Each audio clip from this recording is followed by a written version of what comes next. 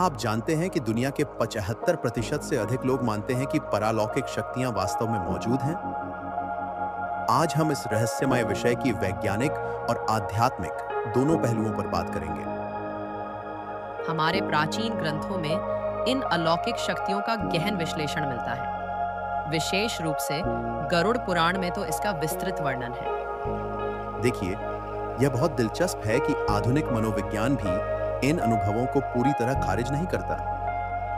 कई मनोवैज्ञानिक मानते हैं कि ये अनुभव मानव मन की गहराइयों से जुड़े हो सकते हैं। और क्या आपको पता है कि विश्व स्वास्थ्य संगठन ने भी कई देशों में पारंपरिक आध्यात्मिक चिकित्सा पद्धतियों को मान्यता दी है? बिल्कुल सही। और रामायण में वर्णित ताड़का और मारीच के प्रसंग भी दर्शाते हैं कि प्राचीन काल में लोग इन शक्तियों को समझते थे। ये सिर्फ कहानियां नहीं थीं, बल्कि गहरे दार्शनिक सिद्धांतों का प्रतीक थी। हमारे पास विक्रम बेताल की कहानियों का खजाना भी है, जो इस विषय पर एक अलग दृष्टिकोण प्रस्तुत करता है। हाँ, और आधुनिक क्वांटम भौतिकी भी कहती है कि वास्तविकता हमारी सामान्य समझ से कहीं जटिल है। कई वैज्ञानिक मानते हैं कि समानांतर विश्व की संभावना को नकारा नहीं जा सकता। तो क्या हम कह सकते हैं कि विज्ञान और आध्यात्म एक दूसरे के पूरक हैं? देखिए, साधना और मंत्रों का प्रभाव वैज्ञानिक रूप से भी सिद्ध हुआ है।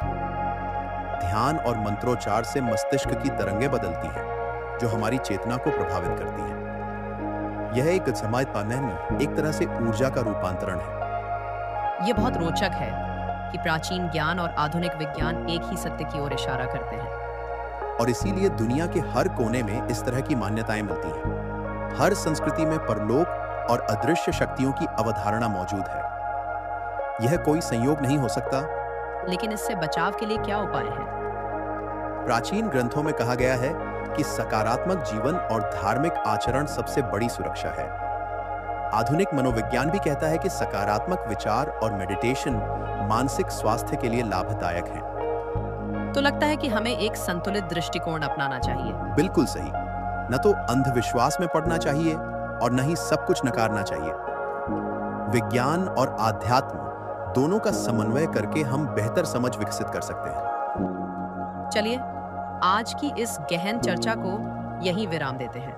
हाँ, और याद रखिए, जीवन में कुछ रहस्य बने रहने ही चाहिए। यही तो इसकी खूबसूरती है। नमस्कार। नमस्कार।